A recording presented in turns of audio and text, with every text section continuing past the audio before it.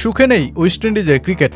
পুরনো ঐতিহ্য খুইয়ে নিজেদের খুঁজছে দলটা, যেখানে শুধুই মিলছে হতাশা আর ব্যর্থতার পাহাড়। ঠিক যেই দলটাকে 2000 সালের আগে হারানো মানে ছিল বিশাল জয়ের আনন্দ।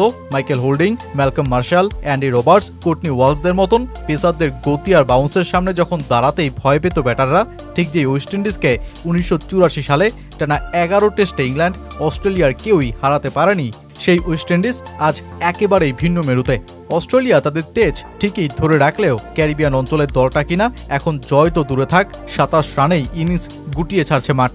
এ যেন ক্লাইভ লয়েড, সার্ভি ব্রিজার্স ও ব্রায়ান লারাদের কিংবদন্তিদের দলের জন্য কালো এক অধ্যায়। তাই তো সমাধান খুঁজতে ম্যাচ হারের সাথে সাথেই এই 3 কিংবদন্তিকে নিয়ে মিটিংয়ের টেবিলে বসার সিদ্ধান্ত উইন্ডিজ বোর্ডের। কিন্তু 2000 সালের পর কিভাবে রাতারাতি বদলে গেল তখনকার ভয়ের প্রতিপক্ষ ওয়েস্ট ইন্ডিজ?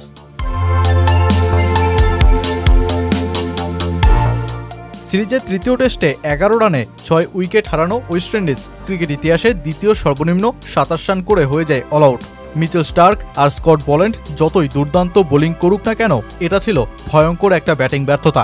প্রথম 2 টেস্টেও দ্বিতীয় ইনিংসে ব্যাটিং ইউনিট ভেঙে পড়ে রোস্টন চেজদের, আর তৃতীয় টেস্টে যার সম্মিলিত ভয়ের রূপটাই দেখা গেল।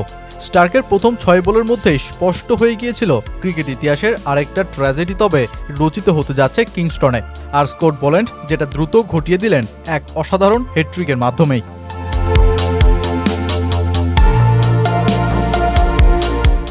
1995 সালের পর 3 ম্যাচের গোটা একটা টেস্ট সিরিজ কোনো সেঞ্চুরি ছাড়াই শেষ হলো, আর যেটাই বলে ওয়েস্ট ইন্ডিজের এই মাঠের মূল লড়াইটা ছিল ব্যাটারদের।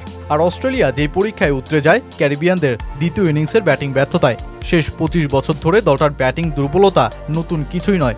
2000 সালের শুরুতেই তারা 3 বার 100 রানের নিচে অল আউট হয়েছে, তবে এবারের 27 রান তো রীতিমতো বিপর্যয়। আর তাই তো ম্যাচ হারের 24 ঘন্টার মধ্যেই ওয়েস্ট ইন্ডিজ ক্রিকেট বোর্ডের প্রেসিডেন্ট কিশোর শেলোর তরফে প্রেস বিজ্ঞপ্তি প্রকাশ করা হয়। পরবর্তী প্রজন্মের আত্মাকে পুনরুজ্জীবিত করতে মিটিং টেবিলে ডাকা হয় দলটার 3 কিংবদন্তি ব্যাটার ক্লাইভ লয়েড, ভি ব্রিজার্স ও ব্রায়ান লারাদের। ঠিক যাদের ব্যাট কোনো একটা সময় ওয়েস্ট ইন্ডিজ ক্রিকেটকে বিশ্বে এক অদম্য শক্তিতেই পরিণত করেছিল।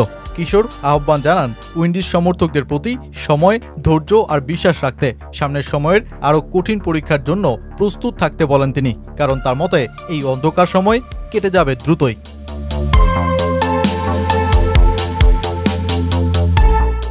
সেই আগের ওয়েস্ট ইন্ডিজ ক্রিকেট আবহের সাথে এখন গ্রাউন্ড পর্যায়েও বিরাট ফারাক দলটার। ঘরোয়া ক্রিকেট কাঠামোও ভেঙে পড়েছে প্রায়। গ্রেনাডায় দ্বিতীয় টেস্টের পর দলটার বিশ্বকাপজয়ী ক্রিকেটার থেকে কোচ বনা ড্যারেন সামি বলেছিলেন দেশটার ঘরোয়া ক্রিকেটের পিচগুলোই এমন যে যেখানে ব্যাটাররা নিজের টেম্পারমেন্ট বা টেকনিক গড়ে তুলতে পারে না। আর যেটাই স্পষ্ট যে দলটির সমস্যা শুধুই 22 গজের ব্যাটারদের মধ্যেই সীমাবদ্ধ নেই, শিরা উপশিরা পেরিয়ে সোজা মস্তিষ্কেই যে আঘাতটা হেনেছে সমস্যা উইন্ডিজ ক্রিকেটে। তাই কিংবদন্তিদের পরামর্শ কি আলাদিনের চিরাগ বনতে পারে কিনা সেটাই আপাতত দেখার বিষয়।